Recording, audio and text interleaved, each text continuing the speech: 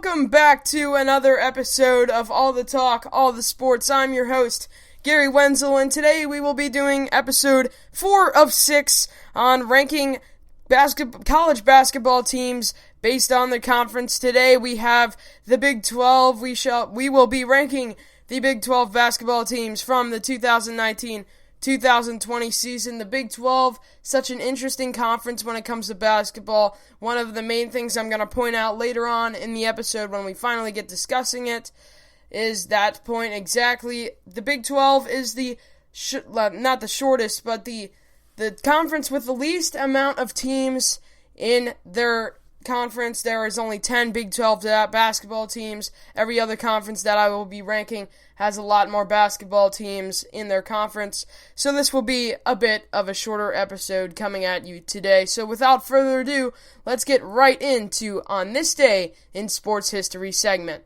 Today is May 26th, and there are not any good facts for on this day in sports history. Nothing that interesting at all. The best thing that I could come up with is the Chicago White Sox pitcher Ed Walsh no-hits the New York Highlanders, current-day Yankees, and they won 8-1 in a 5-inning game. Not a very impressive statistic at all. You see pitchers no-hitting in 9-inning games.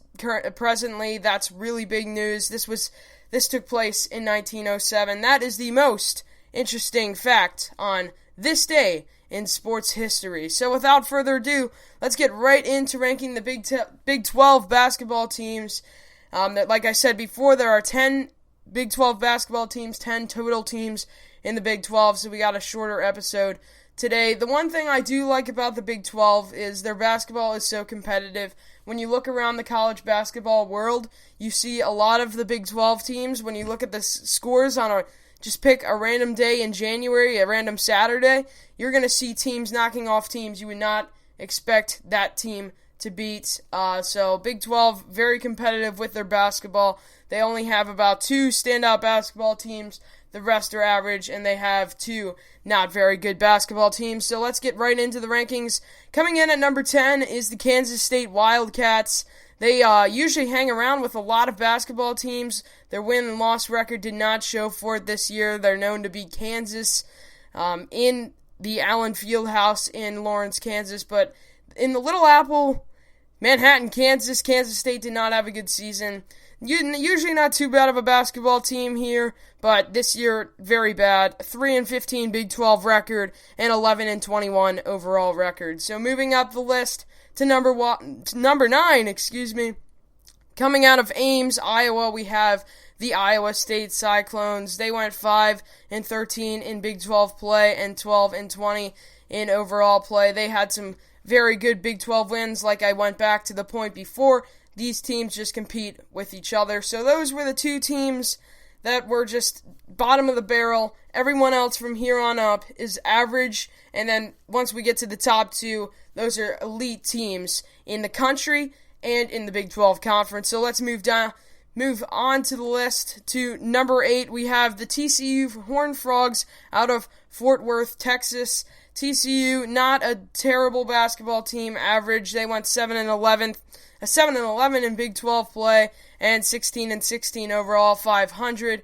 Not a bad season in Fort Worth, but they're known to have better seasons. They look to bounce back next season and hopefully get above a 500 record. So moving down the list to number 7, we have the Oklahoma State Cowboys out of Stillwater, Oklahoma. The Oklahoma State Cowboys, basically the exact same on paper as TCU with the Big 12 record, had some big wins there against some good basketball teams out of conference and in conference. They went 7-11, the same as TCU, as I mentioned earlier. The only difference that ranked them ahead of TCU, their overall record, they went 18-14, 2 games above 500, while TCU went exactly 500. So let's go down to number 6. This is where things really get interesting. And these top 6 teams, they compete.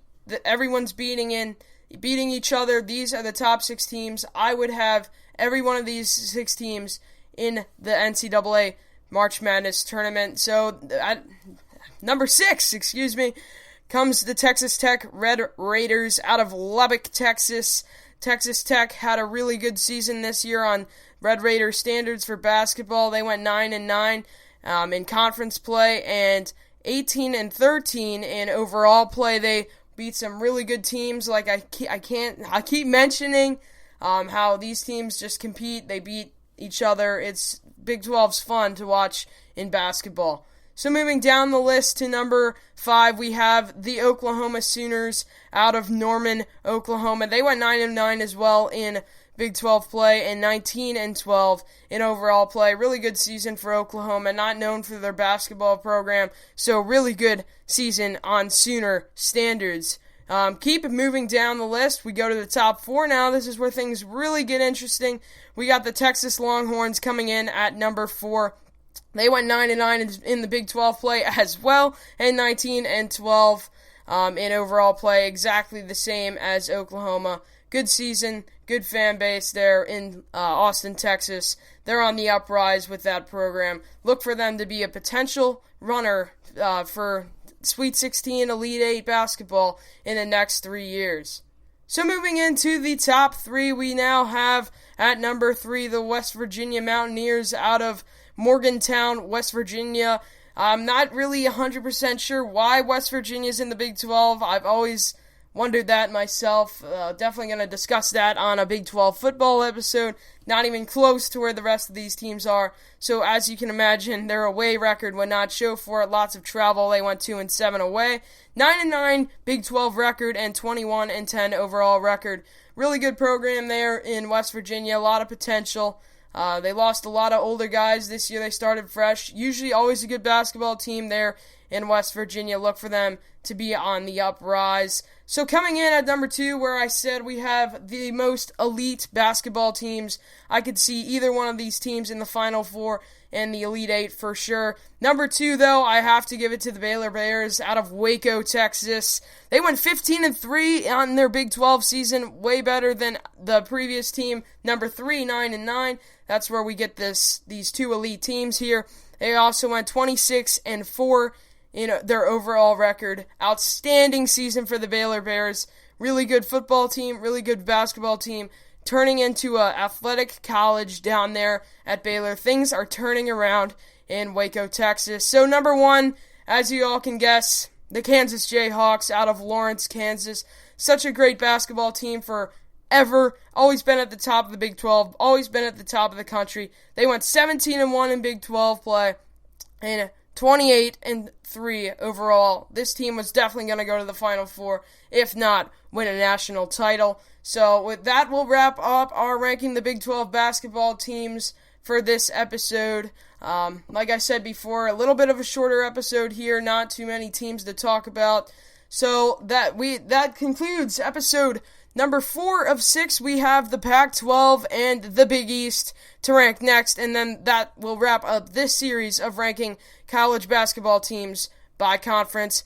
Thank you for listening, and stay safe and healthy, everybody.